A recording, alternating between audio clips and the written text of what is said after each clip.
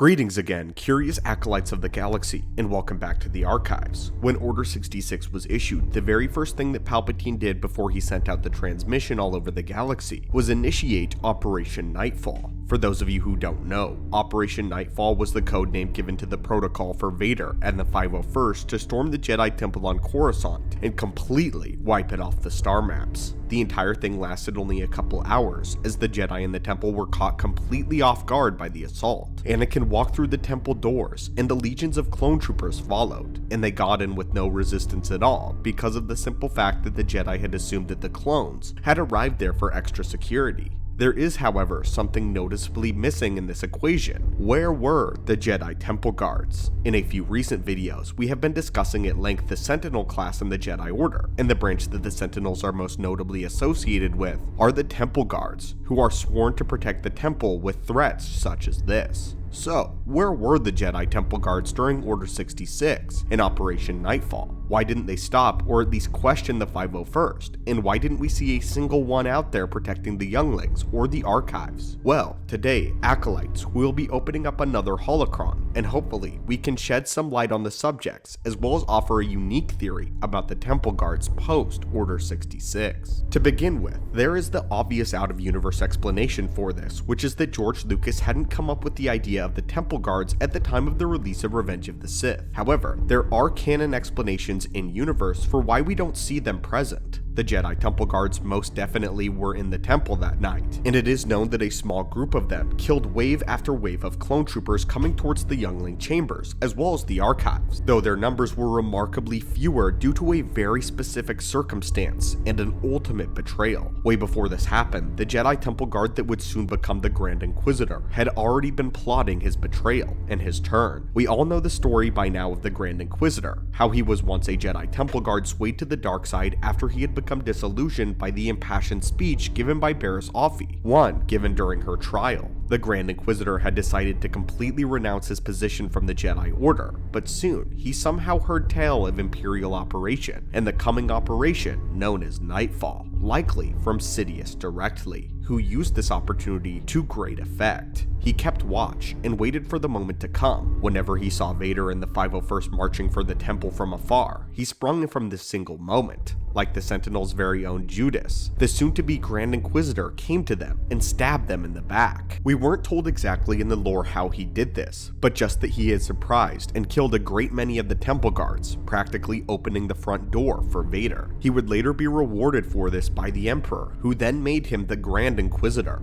This information comes to us as a quote by Henry Gilroy, one of those at Lucasfilm that worked on both the Clone Wars as well as Star Wars Rebels. Of course, the Grand Inquisitor didn't get them all, and the Temple Guards held lines as best they could against a never-ending onslaught of clone troopers, which we now know is canon lore, and that there was a small section of Temple Guards that defended the younglings and the archives valiantly, which is actually a relatively new addition to the lore. We also know that they held the line valiantly, and ultimately the 501st was forced to retreat and allowed Darth Vader himself to personally take care of the remaining Temple Guards. The guards put up a valiant fight, but they were no match for the sheer power of the newly transformed Dark Chosen One. Timeline-wise, these events happened either right before or directly after Vader defeated and killed Battlemaster Sin Drallig, where he then completed the unspeakable act in the High Council room that we all know too well. The Jedi Temple Guards most certainly would have had a large influence on Operation Nightfall had it not been for their actions committed by the Grand Inquisitor. Make no mistake, the Temple Guards were very skilled, and the group of them all together gave Anakin a run for his money.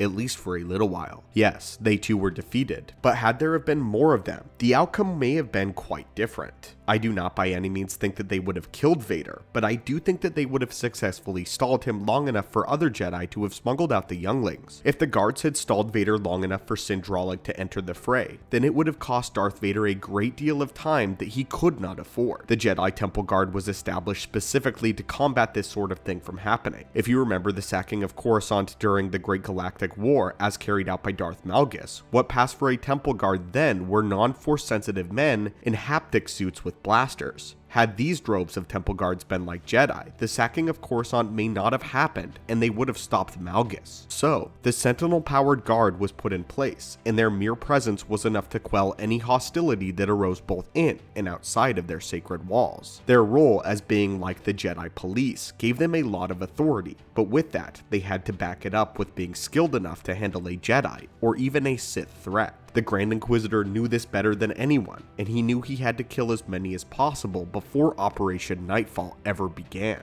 The Grand Inquisitor was instrumental in their success over the Jedi Temple, and the taking of it on behalf of the Empire, and for this, he earned the title of the Grand Inquisitor. Now, we actually have a small theory concerning the rest of the temple guards that were not killed. We like to think that a handful of them defected with the Grand Inquisitor in order to help him take down his brethren, which is why he was able to take down so many. We reason it like this: it would take a lot of skill and manpower to take down as many of the temple guard corps as the Grand Inquisitor did personally. He would have had to have some help, or at least that is how we reason it. Perhaps the whole operation was done by a few of the temple guards who became the first batch of Inquisitors directly afterwards. While we don't have a lot of evidence to back this up behind circumstantial speculation, we would love to know what you think about this theory down below. And did you already know this explanation about the temple guards, or was this your first time hearing it? And what do you think about the new addition to the lore, that there was a small group of temple guards that actually stood their ground against Vader, between him and the younglings and the archives? Let us know down below, as well as what kinds of other topics you would like to hear from us, and other holocrons you would like to see opened. Until next time, my friends, may the Force be with you, and have a great day.